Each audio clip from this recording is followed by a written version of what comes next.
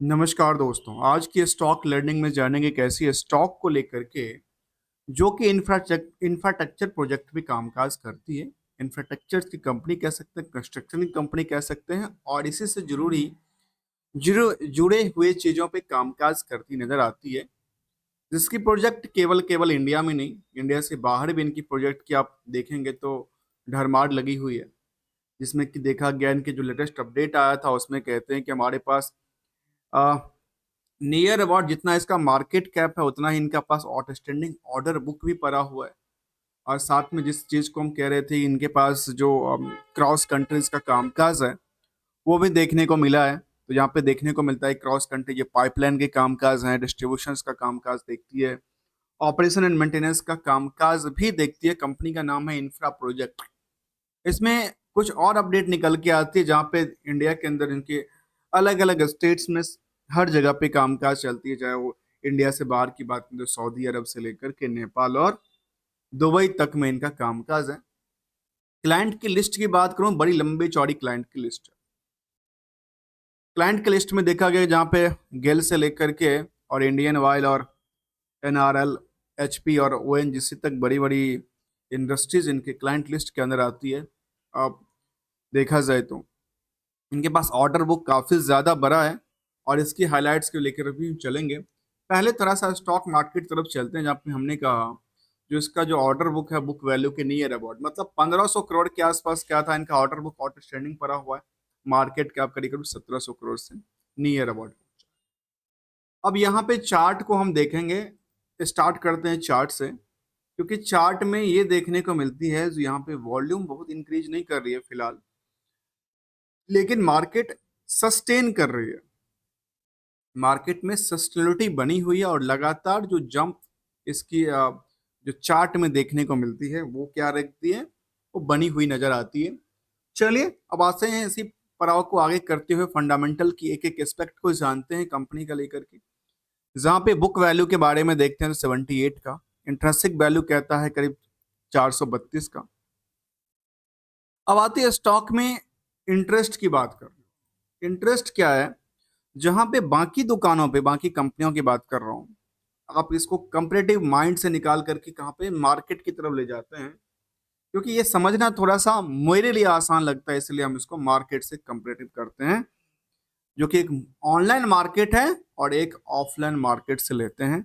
जहाँ पे देखा गया कि बाकी जो कंपनियां हैं उनमें 25 गुने की भीड़ है और यहाँ भी नियर अबाउट द सेम भीड़ की तादाद बनी। मतलब इसमें अभी जो फिलहाल जो इसकी वैल्यू है उसमें कोई भी ऐसा नहीं है कि बाकी जगह पे काफी भीड़ है यहाँ पे भीड़ नहीं है। मतलब ये लगता है कि हाँ, इंडस्ट्रियल की जो बाकी कंपनियां जिस लेवल से परफॉर्मेंस कर रही है यहाँ तक ये लगातार बनी हुई।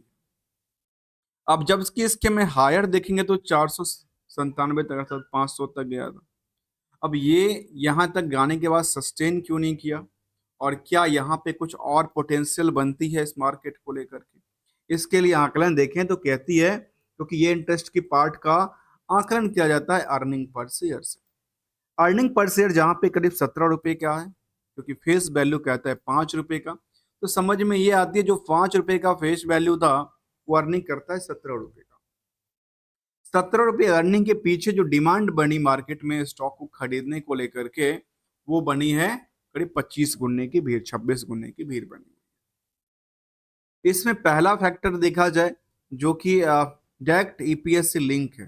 पहला is debt to equity ratio, दूसरा का नाम है करंट रेशियो। इन दोनों को हम एक ही साथ में लेते हैं क्योंकि ये दोनों एक ऐसा पड़ाव है, एक ऐसा नाम है जो प्रॉफिट को लेकर के बड़ा एक्टिव होता है। एक इंटरेस्ट बर्डन की वजह से और एक होता है उधार सेल्स को लेकर। इन दोनों में जानना जरूरी ये है जो ये क्या इंटरेस्ट बर्डन लगातार बढ़ी है नहीं बढ़ी है। तो यहाँ पे क्लियरिटी कहती है कि यहाँ पे कोई भी इंटरेस्ट बर्डन नहीं, कोई डेट टू इक्विटी देखने को नजर नहीं। अब आते हैं दूसरी तरफ जहाँ पे उधार सेल्स के बारे में देखते हैं, तो वहां पे उधार सेल्स के अंदर जो है वो प्रॉफिट को जनरेट किया जाता है, बुक किया जाता है सेल्स को बेसिस मानते हुए।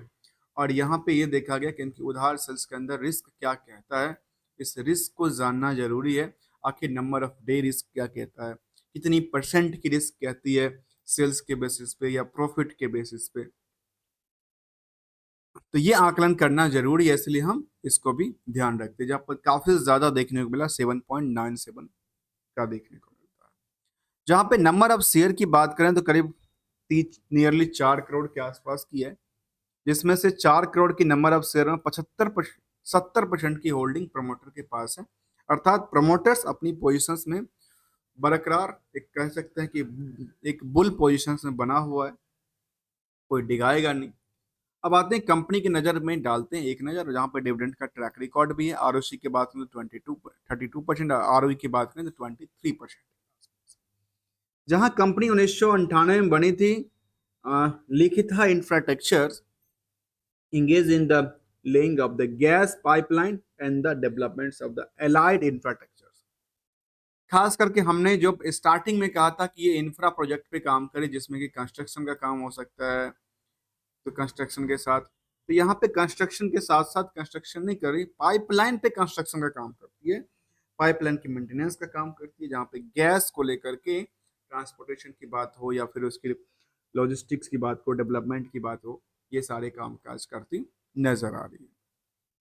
और ये जो पार्ट था, ये पार्ट एक समरी डेटा के तौर पे था। हम इसके डिटेल्ड जानेंगे, क्योंकि हमारी स्टडी हमेशा होता है डिटेल्ड में, डिटेल एनालिसिस की पार्ट के साइड से। तो यहाँ पे हम इसको भी एक एक एस्पेक्ट को जानेंगे, इसका क्या क्या इम्पैक्ट पड़ता है, तब जाके हम इसको देखेंगे आखिर इनका कंक्लूजन जो है वो क्या निकलता है। और साथ में एक जो कि कहते हैं गोल्डन रूल होता है मार्केट को लेकर के, उस गोल्डन रूल को लेकर के हम डिस्कस करेंगे। पहले आते हैं इसकी स्टेप बाय स्टेप लेते हुए, समझते हुए क्या कहती है। कहते हैं बी इंस्पायर्ड बाय द, और इस तरह की चीजें यहाँ पे इनकी वेबसाइट्स पे बिल्ड सॉल्यूशंस पे देखने को मिलती है। पाइपलाइन के लिए कामकाज करती है, मीटरिंग का कामकाज देखने को मिलती है जहाँ गैस मीटरिंग की बात हो। इसके अलावा यहाँ पे कुछ और अपडेट की कहती है इनके बारे में, यहाँ पे बड़ी बड़ी लेख लिखी हुई है, देखा जा सकता है।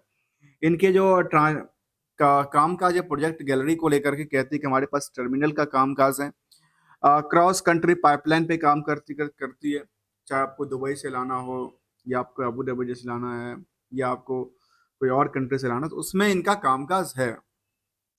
कहती है सीएनजी स्टेशन भी इनके पास हैं, साथ में के लिए कामकाज करती है। टर्मिनल के अंदर तो कामकाज करती है, पाइपलाइन के अंदर कामकाज करती है, और द कंस्ट्रक्शन टीम भी इनके पास देखने को मिलती है।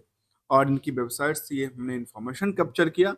आइए जानते हैं अगली कड़ी की तरफ, जहां हम फंडामेंटल के साथ साथ एक एक एस्पेक्ट को जानते हैं क्या कहती है इसके मार्केट के स्ट्रेटजी की तरफ। तो यहाँ पे हम देखेंगे पीयर्स कंपनी में, जो कि रेल विकास निगम जैसी कंपनी है, आईआरबी इंफ्रा है, इरकॉन्स इंटरनेशनल्स हैं, जीआर इंफ्रा प्रोजेक्ट है, ये सब कंपनी इसी लिस्ट में निकल के आती है, जो कहती है कि इनका सबका पीक कहता है 26 का, और इसका पीक है, इसका डेट्स कहता है टोटल करीब 0.58 का।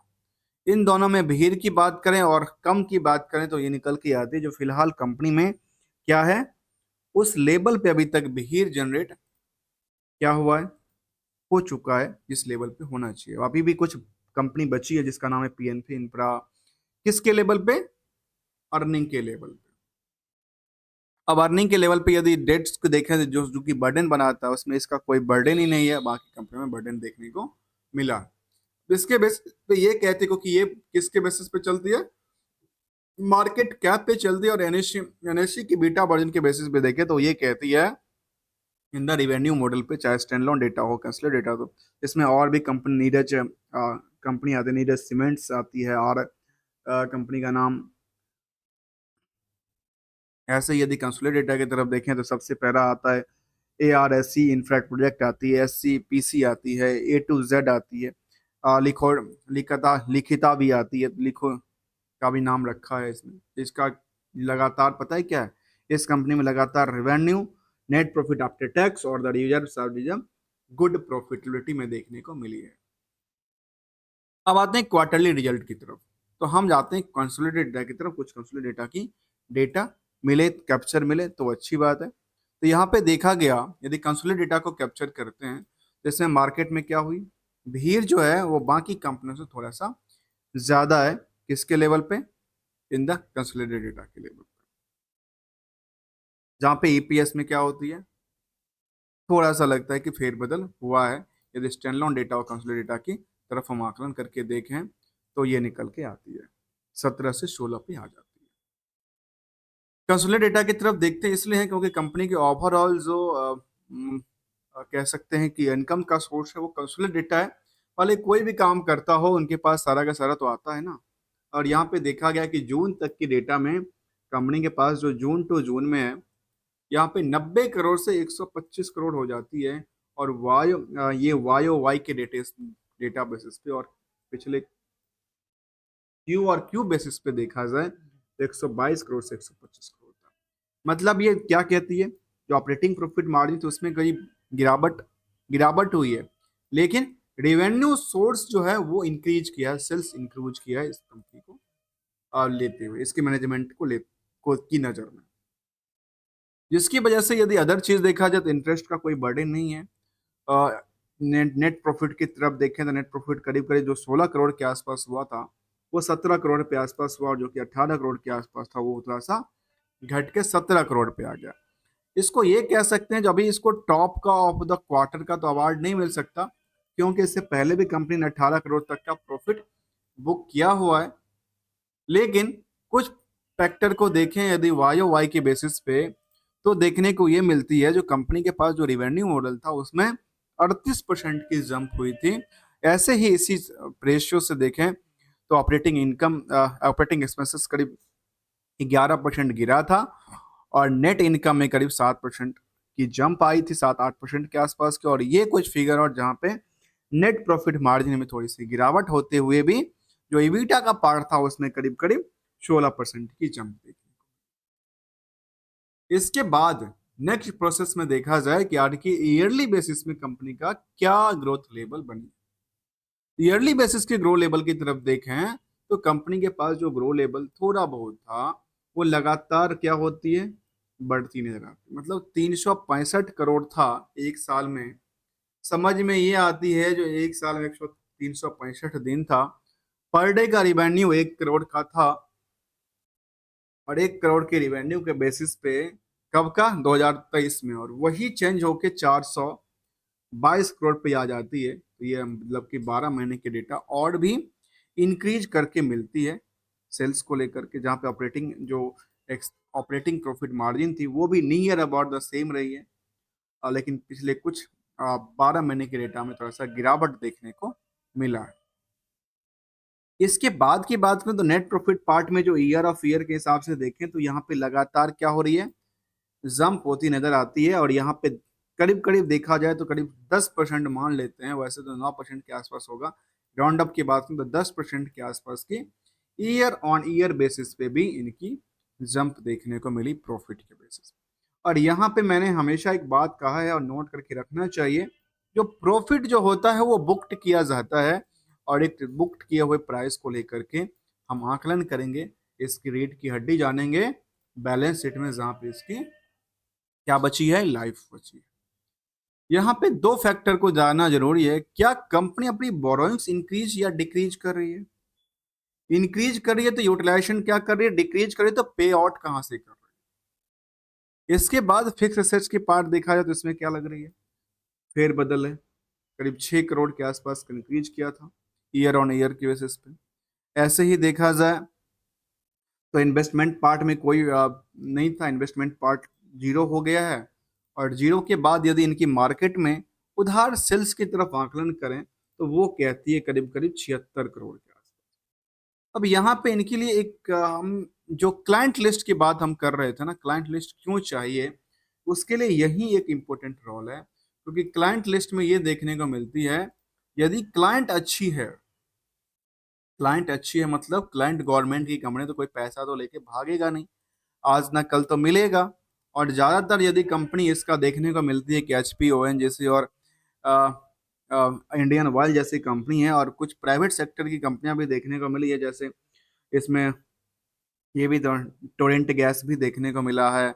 बाकी ज्यादातर तो कंपनियां इसके पास गैस वाली कंपनियां ही देखने को मिली है। इनके पास रिस्क फैक्टर थोड़ा सा कम बनता है, मैं इसके सोच रहा हूँ। इसमें क्या होता है जब रिस्क फैक्टर थोड़ा कम बनता है तो इसके लिए देखा जाए तो 76 करोड़ का जो डेटर्स पड़ा हुआ है इसकी कितने दिन में पैसा आता है? तो कहती है इनका इम्प्रूवमेंट किया है, टाइम टू टाइम अपनी पोर्शन को मैनेजमेंट ने क्या किया, इम्प्रूव किया। जहां 90 दिन तक के आसपास की डेटा थी, वहां 66 दिन के अंदर आई। अर्थात यहाँ पे 70 करोड़ हो या 100 करोड़ हो, ज्यादा फर्क नहीं पड़ता, क्योंकि मार्केट में एक चीज देखा गया कि 70 करोड़ के आसपास है। अभी भी ये देखने को मिलता है जो उन्होंने जितना प्रॉफिट बुक किया है, उसमें अभी भी प्रॉफिट टोटल खप जा रही है, और खपने के बाद ये 5 करोड़ का इसमें सेल्स और पड़ा हुआ नजर आती है। आते हैं हिस्टोरिकल डेटा फ्रेम में, जहाँ पे इसकी सेल्स की ग्रो लेवल को देखें तो वो लास्ट 3 साल में करीब 30% तक की, और कंपाउंड सेल्स की बात करें तो करीब ग्रोथ की बात करें तो वो भी करीब 31% के आसपास, तो नियर अबाउट द सेम रहा। जितना उनका सेल्स ग्रोथ था उतना ही प्रॉफिट ग्रोथ की बात करी। स्टॉक प्राइस सीजीआर में लगातार जो मोमेंटल था उसमें 33% से 44% तक जंप किया है। रिटर्न इक्विटी में करीब करीब देखने को मिलती है कि जहाँ पे 20% से ज्यादा की हो, वहां पे थोड़ा अच्छा गुड माना जाता है, और ये गुड पोजीशन में बनी पड़ी नजर आती है। आइए इसी पड़ाव को आगे करते हैं और समझते हैं कुछ सेंटिमेंटल अपडेट को लेकर के, जहां पे लगातार इसकी वॉल्यूम में इंक्रीज होती है। इसकी ट्रेडिंग की जो वॉल्यूम है इसमें इंक्रीज होती है, मतलब मार्केट में नए, जो खास करके जो नए हो पुराने हो, लेकिन मार्केट में क्या हो रही है, मार्केट में कुछ बड़े मोमेंटल हो रहे, जहां पे ये देखने को मिलती है कि पिछले 5 दिन के चार्ट के आंकलन करके देखेंगे तो वॉल्यूम को बिल्कुल आकलन इसलिए करना चाहिए कि वॉल्यूम बेस ही मार्केट टिकी हुई है। मार्केट में जितने ज्यादा वॉल्यूम आ जाएगी, बिकवाली का प्रेशर बढ़ेगा, मार्केट क्या करेगा, क्रैश की तरफ भागेगा। अब यहाँ पे क्या हुआ, एक सिचुएशंस को जानिए, यहाँ पे क्या होती है इस सिचुएशंस में, मार्केट में क्या हुआ, यहाँ पे प्रेशर्स क्या थे, वॉल्यूम इंक्रीज हुआ। यहाँ पे देखिए वॉल्यूम इंक्रीज किया, और यहाँ पे देखिए वॉल्यूम का क्या हुआ, वॉल्यूम कुछ इंक्रीज करती है और ऐसे इंक्रीज करती नजर आती है, जो कि डेली मूविंग एवरेज जो है वॉल्यूम उससे ज्यादा इंक्रीज हो जाता है। अब आते हैं कंपनी को लेकर के, जहाँ पे लेटेस्ट अपडेट तो आ गया था, इसके बाद हम कॉर्पोरेट एक्शन में देखें तो कंपनी डिविडेंड पेइंग कंपनी भी रही है। ₹1.5 तक का डिविडेंड दिया था 2023 तक। अब 24 का डिविडेंड, इसका जो ट्रैक रिकॉर्ड की चर्चा करें तो वो निकल के आती है, ये एजीएम के बाद देती है। मतलब ये एजीएम जब करेगी उसके बाद डिविडेंड का आशा बनती है, और इससे पहले देखा गया तो कंपनी के जो ₹10 के आसपास का फेस वैल्यू हुआ करता था उसको ₹5 कर दिया गया, स्प्लिट कर दिया गया। आते हैं अगले पड़ाव की तरफ, जहां पे ये देखेंगे जो आखिर इसके जो शेयर होल्डिंग पैटर्न है वो क्या दर्शाती है। तो शेयर होल्डिंग पैटर्न में देखने को मिली 70% के आसपास जो होल्डिंग था वो प्रमोटर्स, अंदर करीब 30% की होल्डिंग पब्लिक के पास। अब इन दोनों में आपस में तालमेल क्या कहते हैं, तालमेल का मतलब ये है जो हम आपस में ये देखते हैं आखिर कितनी नंबर ऑफ शेयर होल्डर हैं, क्योंकि नंबर ऑफ शेयर होल्डर उस चीज को बयां करता है कि यहाँ पे डिमांड बढ़ती नजर आती है या लोग यहाँ से निकलते नजर। तो यहाँ पे देखने को पहली नजर में लगती है जो यहाँ पे लगातार न्यू एंट्रीज हो रही है, अर्थात कुछ इस मार्केट जो डिमांड बढ़ती है इसकी वजह से ये भी होता है। यहाँ पे देखने को मिला प्रमोटर्स के पास जो होल्डिंग थी, प्रमोटर 70% के आसपास लेके फिलहाल बैठी हुई है 2 साल से 3 साल से। इसके अलावा एफआई कुछ नहीं है, डीआई कुछ नहीं है, केवल और केवल पब्लिक की होल्डिंग है इस कंपनी में। और पब्लिक की होल्डिंग में क्या देखने को मिलती है, कि पब्लिक की होल्डिंग में कोई भी बड़े जो कि 1% से ज्यादा की होल्डिंग लेके नहीं चल रहे। कुछ लेटेस्ट ट्रेडिंग की तरफ देख लें तो अभी जून में लास्ट हुआ था, और उसके बाद कुछ इस तरह का नहीं आया। अब यहाँ पे मैं इंटरेस्ट रेट की बात इसलिए कर रहा था क्योंकि यहाँ पे देखने को मिलेगी जो मार्केट में डिमांड कैसे बढ़ी। जब यहाँ पे 25,000 के आसपास की भीड़ थी, आज के टाइम में देखा जाए जून तक के डेटा में तो कहती है 57 से 60,000 के आसपास भीड़ खड़ी हुई है इस शेयर को खरीदने को लेकर के। जब एक शेयर में 60,000 के आसपास भीड़ आएगी, total number of share 4 crore के आसपास की है, और उसमें 60,000 लोग आएंगे खरीदने को लेकर के, तो क्या होता है पता है, तब होता है मार्केट में डिमांड। और ये एक चीज और दर्शाता है, ये जो ये जो पार्ट्स है ये दर्शाता है नंबर ऑफ पर्सन को दर्शाता है, चाहे वो कंपनी हो या इंडिविजुअल्स। इतने जो है नंबर वो शेयर होल्डर हैं, भले एक के पास 10 हो या 20 हो या 25 हो। ये दर्शाती नजर आती है। इसके अलावा की बात करें तो मार्केट में इसकी चार्ट की तरफ चलेंगे, जहां चार्ट में हमने देखा कि लगातार जंप करती नजर आती है, वॉल्यूम भी लगातार कई दफा देखने को ये मिली। पिछले एक महीने की चार्ट के हम आकलन करेंगे।